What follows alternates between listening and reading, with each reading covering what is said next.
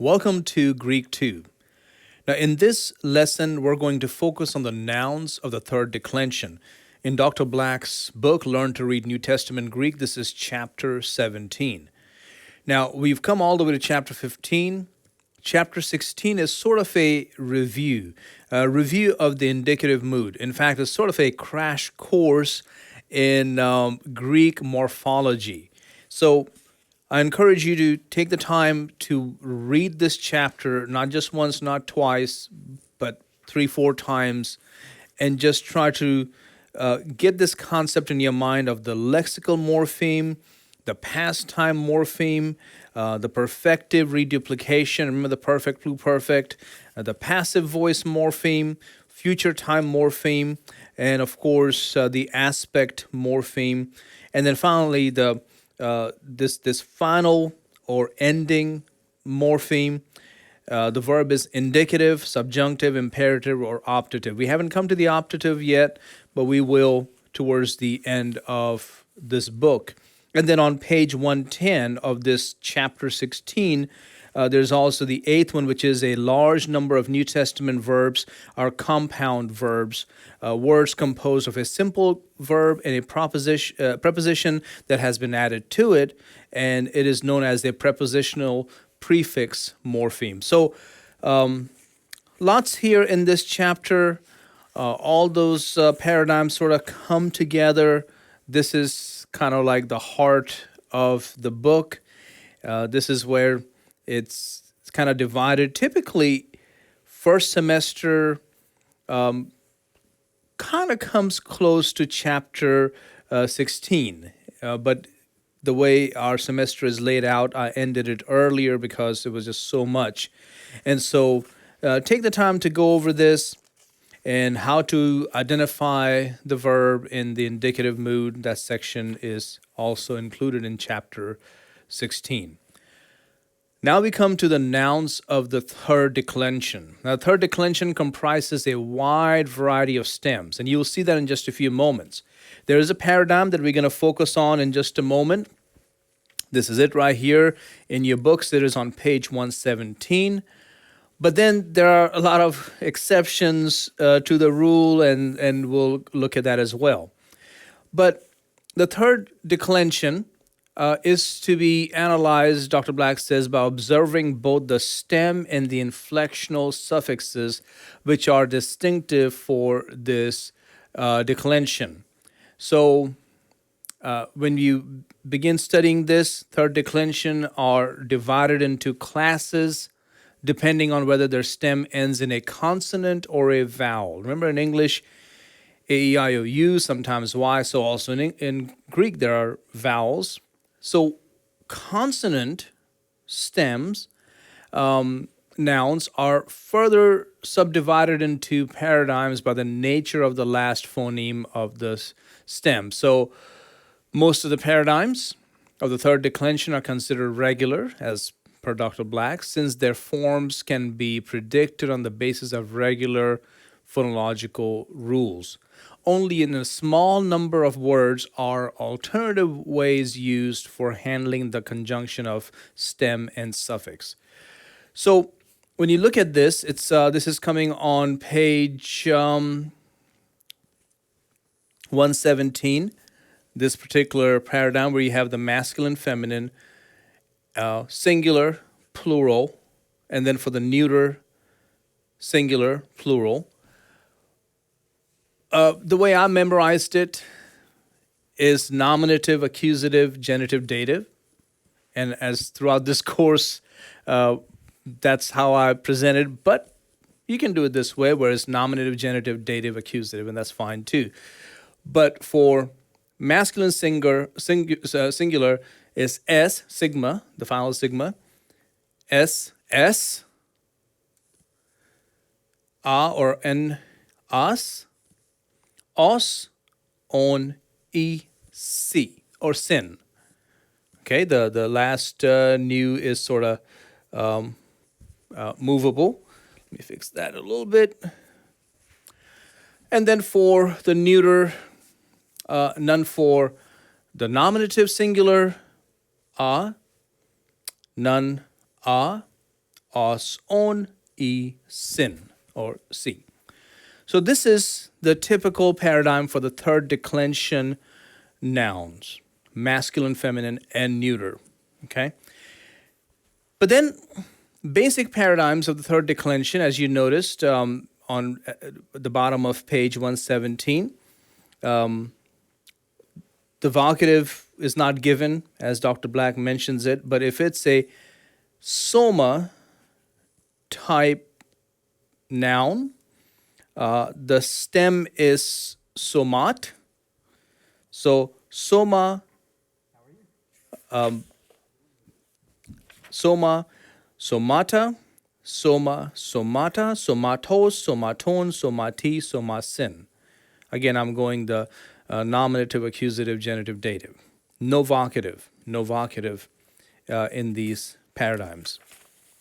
Sarx, sarkes, sarkas, sarkon, sarki, sarksin.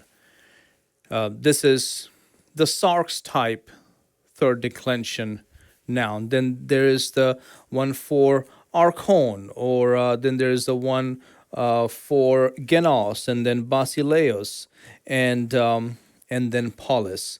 So keep these charts before you. I will not quiz you on these charts because they're so particular in their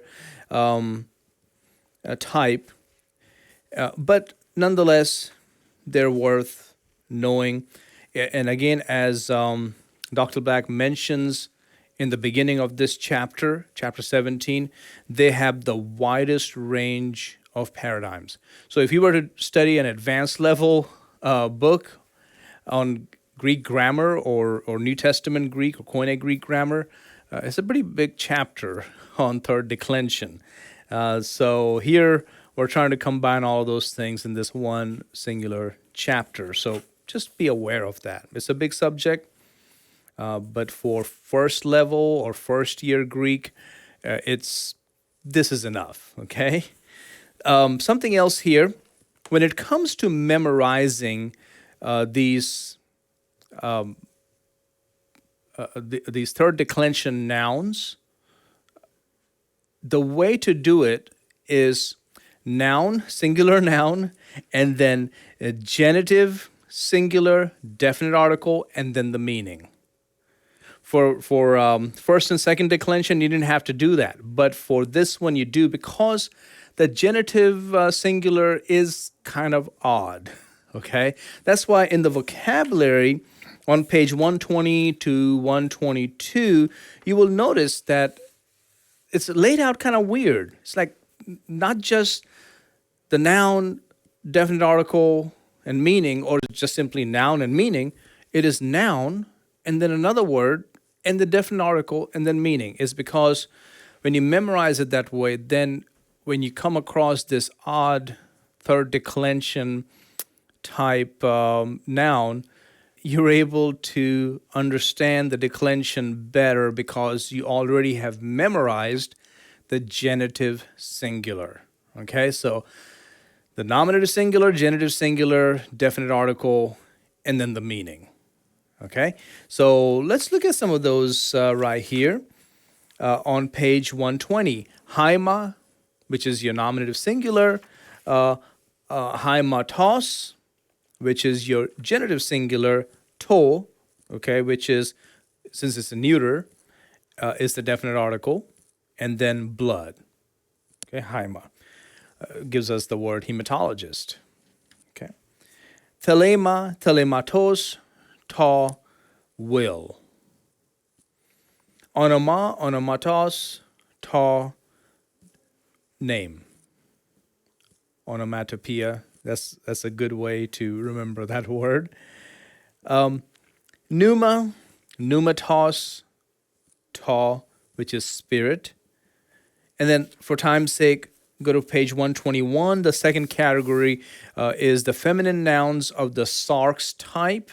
So you have elpis, elpidos, he, hope. So when you memorize these nouns, memorize them this way: the nominative singular, the genitive singular, the definite article, and then the meaning. Masculine nouns of the archon type: ion, ionos, ha, which is age. This is masculine, so notice the definite article is ha. Ha, he, ta. Ha is masculine, he is feminine, ta is neuter. Neuter nouns of the genos type: genos, genus, ta, which is race. Masculine nouns of the basileus type: archerius, archereos, ha, high priest or chief priest. On page 122, the feminine nouns of the polis type, the feminine nouns of the archon type. Again, these third declensions, remember to memorize it this odd way.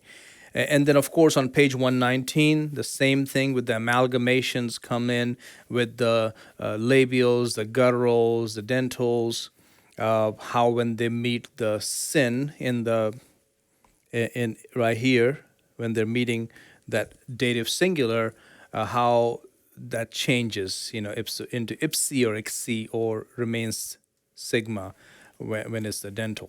So keep those things in mind. This is your third declension noun. Again, wide variety of stems, a lot of stuff. Don't get overwhelmed by this. I know it's easy to feel that way, but Greek is a tough language. And unfortunately, how our education system is now in America, we're not studying the classics. We're not studying the classical languages like Greek and Latin. And so we get introduced to this if we are doing biblical languages, or if we're going into historical studies or studying foreign languages, or if we're studying classical languages. That's when we are being introduced to this, and it seems overwhelming.